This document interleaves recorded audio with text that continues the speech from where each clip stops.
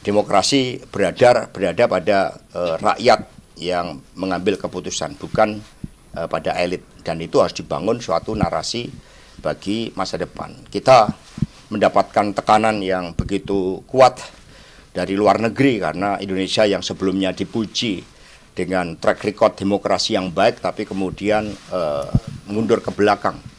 Bahkan terjadi the darkness of the Indonesian democracy.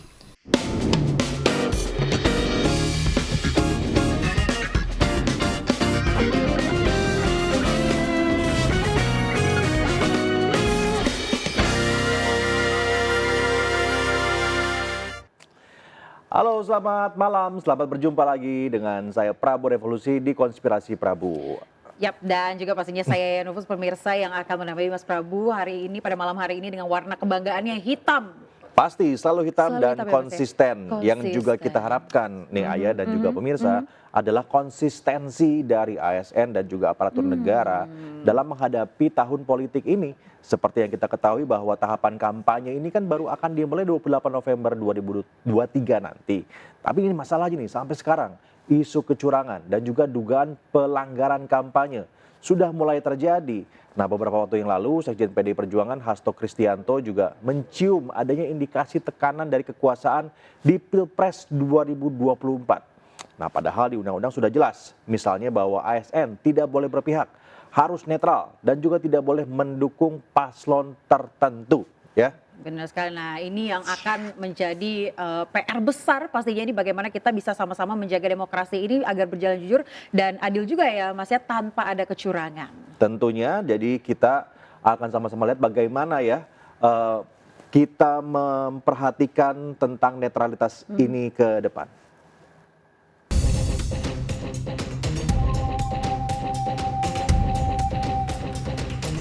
Isu netralitas aparatur sipil negara jelang pemilu 2024 menjadi sorotan. Hal ini menjadi perbincangan pasca putusan MK yang mengabulkan gugatan batas usia Capres-Cawapres pada pemilu 2024. Sekjen PDI Perjuangan Hasto Kristianto menyebut adanya indikasi tekanan dari kekuasaan.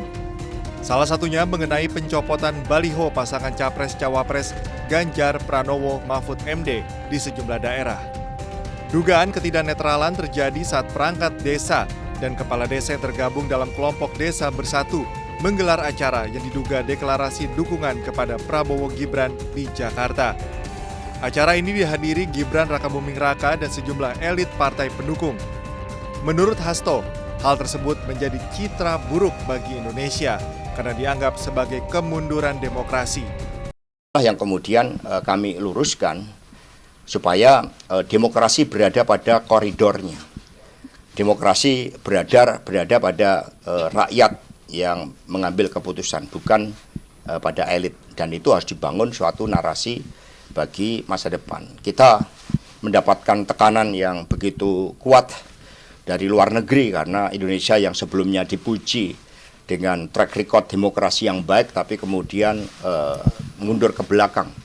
Bahkan terjadi the darkness of the Indonesian democracy. Ini yang kami sangat prihatin. Maka masih ada waktu untuk melakukan koreksi itu.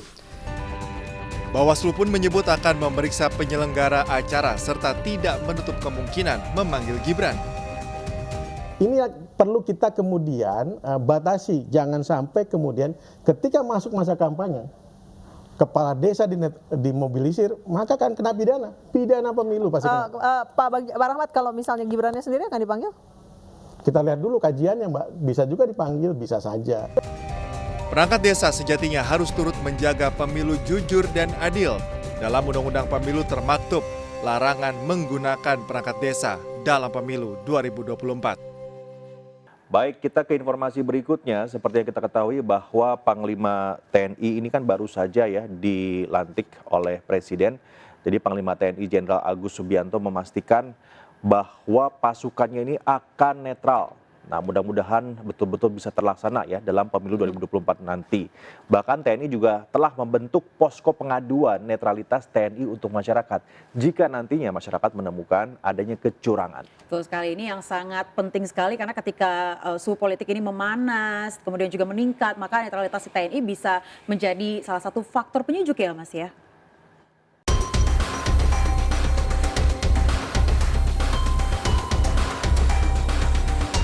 Usai menghadiri pengesahan dirinya pada rapat paripurna DPR, Jenderal Agus Subianto menjamin akan netralitas tentara pada Pesta Demokrasi 2024. Netralitas TNI menjadi sorotan setelah sejumlah purnawirawan TNI masuk menjadi tim pemenangan paslon Capres dan Cawapres.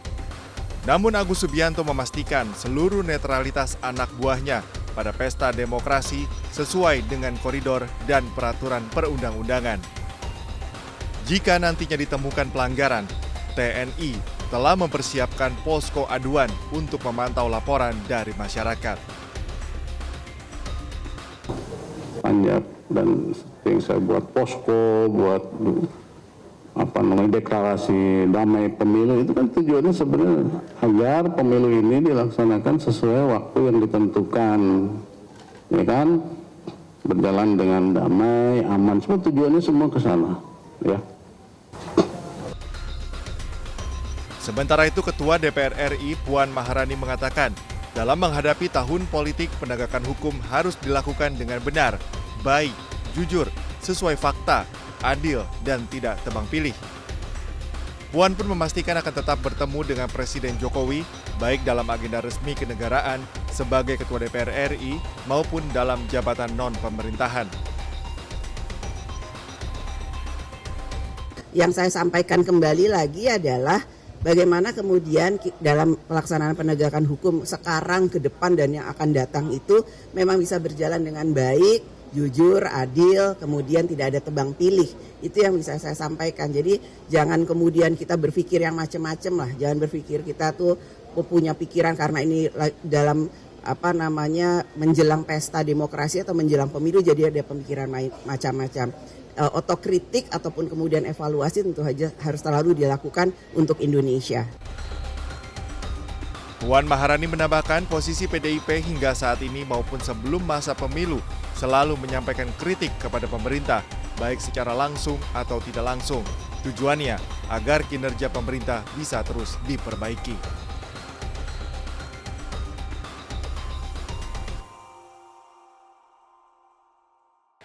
Ya pemirsa, kehadiran salah satu paslon pada acara silaturahmi Asosiasi Desa Bersatu menimbulkan polemik. Pasalnya ribuan ASN yang hadir menunjukkan dengan terang benderang dukungan mereka ke paslon nomor urut 2. Bahkan acara itu dihadiri oleh ribuan aparat sipil negara. Ya, jadi ini seharusnya belum ya Mas ya, karena seperti tadi kampanye belum dimulai.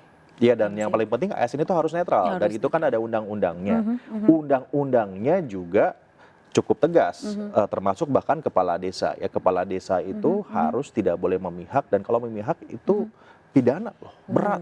Berikut informasinya pemirsa.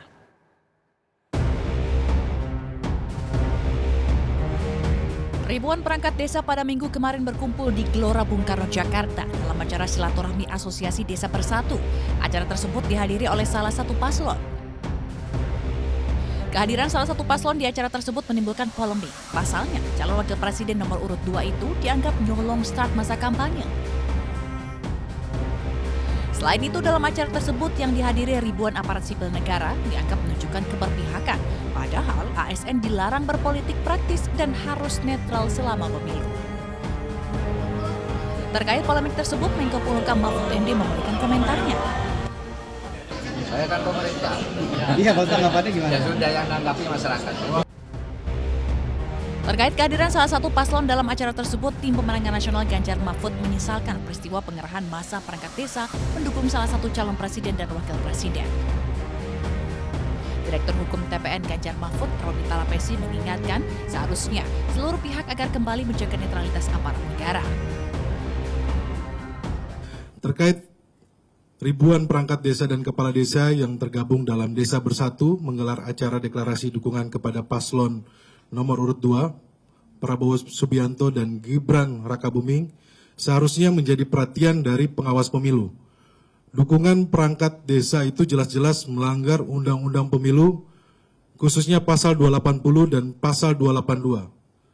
Pengawas pemilu seperti Bawaslu seharusnya tidak perlu menunggu laporan dari masyarakat untuk menyelidiki dugaan pelanggaran tersebut. Harapannya Bawaslu bisa secara tegas dan imparsial dalam melaksanakan tugasnya, jangan hanya tegas kepada pasangan calon tertentu. Roni menambahkan, pihak TPN Ganjar Mahfud akan melaporkan ke Bawaslu terkait memobilisasi perangkat desa yang deklarasi paslon Capres Prabowo Gibran. Tim Liputan iNews melaporkan. Sebetulnya apa sih aspirasi dari anak-anak muda terkait politik Pilpres 2024 ini? Betul sekali. Tapi sebelumnya kita cek dulu seberapa muda mereka. Jangan-jangan ini ngaku-ngaku muda aja. Jangan-jangan ngaku-ngaku muda ya. Jangan-jangan Coba. ngaku-ngaku muda.